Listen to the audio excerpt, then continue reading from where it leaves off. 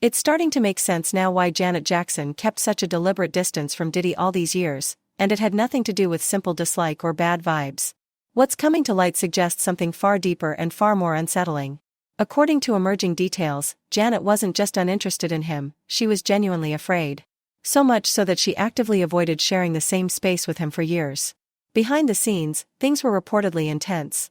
Diddy is alleged to have relentlessly pursued her attention, public pleas, an overwhelming flood of private messages, and even behavior that crossed into intimidation. For a long time, Janet stayed silent, carrying that weight privately.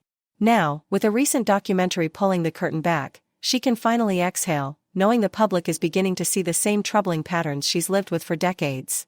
That raises the question everyone is now asking: what exactly happened between them that left such a lasting fear? It was never a secret that Janet and Diddy weren't close, but fans truly sensed something was off when she suddenly erased every photo of the two of them from her social media.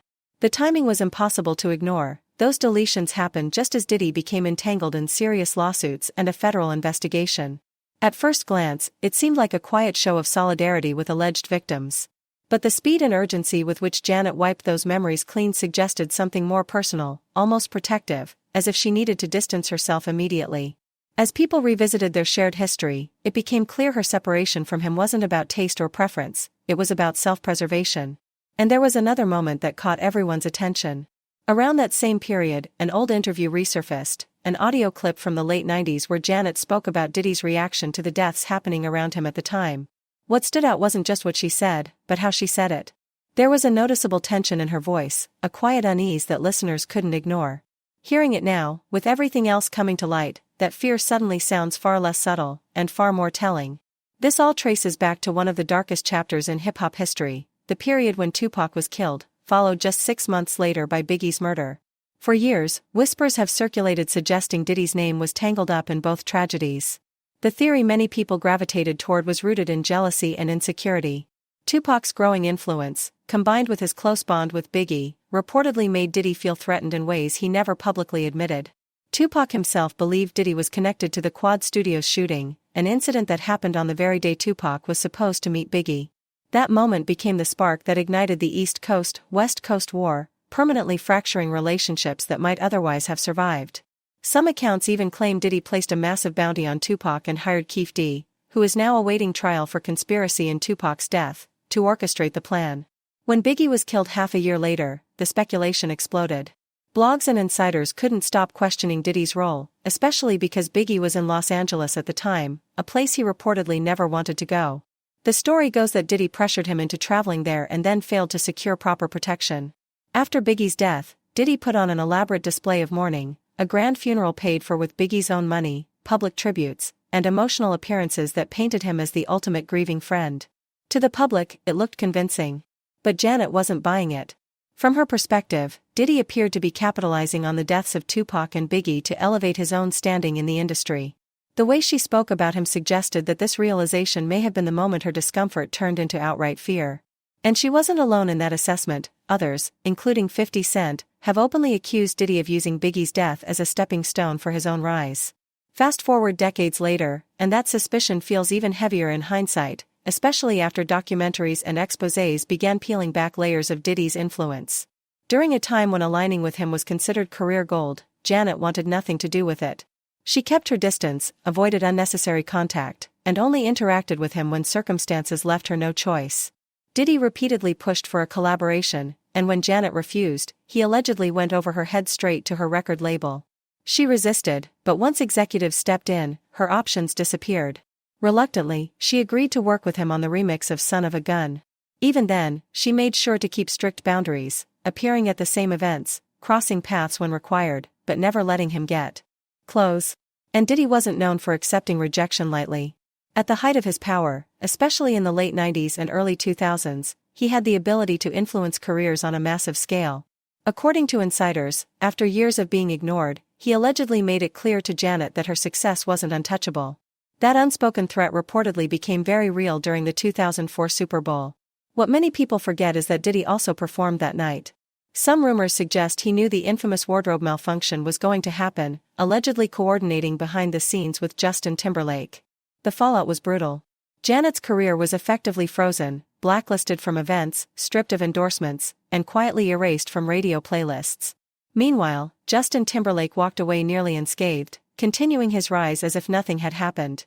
The most disturbing part is what's been whispered in industry circles ever since. Some believe Diddy played a role in ensuring Janet took the full blame. Fans long questioned why Justin never defended her publicly, knowing the backlash might have been softened if he had.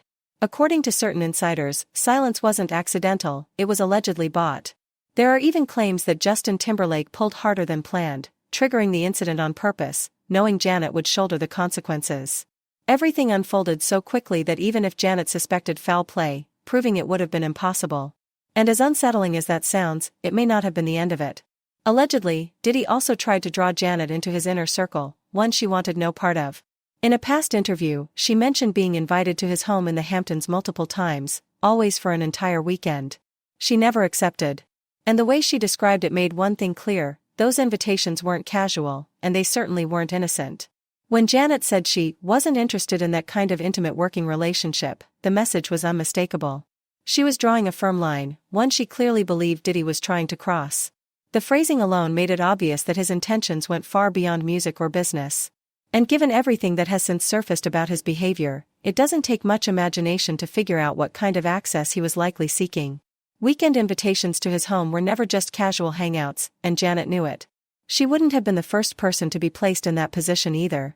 Even Diddy's former producer, Lil Rod, has accused him in court of sexual misconduct. So the idea that Janet was being pressured into something inappropriate isn't far-fetched, it fits a pattern that's now being openly discussed. A whole weekend at his place wasn't about collaboration, it was about control.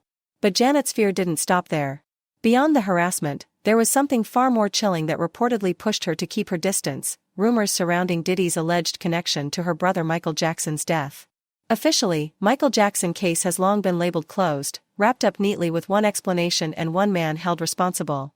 The public was told to accept it and move on. Yet for years, an uneasy tension has lingered beneath that official story. Too many details never quite settled. Too many coincidences felt brushed aside. The narrative places the blame squarely on Dr. Conrad Murray, the physician who went to prison and became the sole face of accountability. But behind the scenes, quiet doubts have always persisted. Some insiders and former associates have suggested that Murray may not have been acting alone, and that more powerful figures may have been carefully kept out of the spotlight. Those suspicions reignited in a major way after revelations tied to Lil Rod's lawsuit. In his claims, he alleged that Diddy employed a fixer named Fahim Mohammed, also known as Mr. Fix-It. According to the lawsuit, this individual wasn't just handling PR disasters. His alleged role involved making problems disappear, silencing threats, and ensuring situations never reached the public. On its own, that accusation raised alarms. What truly sent shockwaves, however, was the realization that Fahim Mohammed had once served as Michael Jackson's head of security. That connection rattled longtime Michael Jackson supporters. Fahim wasn't a distant figure, he was deeply embedded in Michael's inner circle during a crucial time. Even more unsettling, he was reportedly among the first people to discover Michael Jackson after his death. For many observers, that overlap felt less like coincidence and more like a disturbing convergence of power, secrecy, and silence. A fixer linked to Diddy. A former security chief tied to Michael Jackson. One death. One conviction. And a trail that seemed to end exactly where it became too uncomfortable to follow further. From there, speculation intensified. If Fahim later worked as a fixer for Diddy, when did those relationships intersect? What information did he have access to? Who was he answering to, and when? Was his loyalty limited to a paycheck, or was it tied to something far deeper within the industry's most protected circles? For those who already believed Michael Jackson had become a liability, due to his ownership of immensely valuable music catalogs and his refusal to fully submit to industry pressure, this connection didn't feel like wild theory. It felt like another missing puzzle piece snapping into place. Viewed through that lens, the idea that Dr. Conrad Murray acted entirely on his own begins to feel almost too convenient. One man blamed. One verdict delivered. One clean ending. Meanwhile, those with influence, wealth, and reach remained untouched.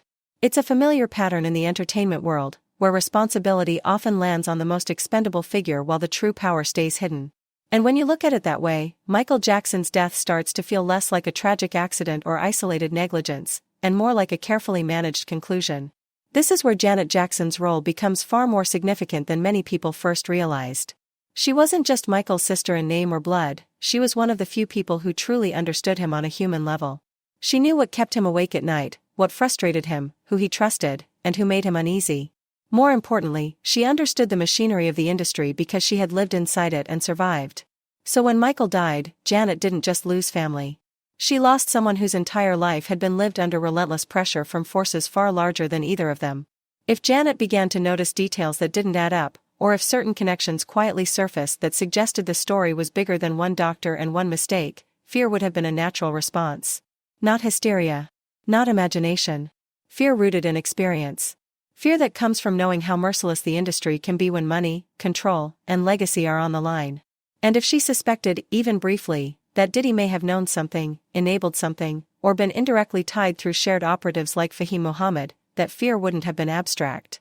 It would have been immediate and overwhelming. Suddenly, her behavior around him looks different. The distance. The avoidance. The visible discomfort. This wouldn't have been about petty industry tension or creative clashes. It would have been about staying alive, professionally, emotionally, and possibly physically. About protecting herself and her family in a world where speaking out has historically destroyed careers, and sometimes far worse. When you step back and look at the broader picture, the connections feel uncomfortably close. A global superstar who controlled enormously valuable assets. A single doctor taking full blame. A fixer with access to multiple powerful circles. And an industry with a long history of prioritizing profit over transparency. Seen through that lens, Janet's alleged fear doesn't sound dramatic or exaggerated. It sounds like the response of someone who may have glimpsed what exists behind the curtain, and understood the cost of knowing too much. This was never about bad energy or celebrity gossip. It wasn't about internet theories spun out of thin air. It was about the possibility that Michael Jackson's death wasn't just negligence, but the result of a system designed to resolve problems quietly and efficiently. And if Janet believed Diddy occupied even a small space within that system, distancing herself wasn't optional, it was survival. The most unsettling reality is that the full truth, whatever it is, likely exists only in fragments, sealed files, off-the-record conversations, and the memories of people who will never speak publicly. The case may be officially closed, but emotionally and psychologically, it remains unresolved. For those who knew Michael best, especially Janet, the fear may never have been about what the world knows, but about what it never will.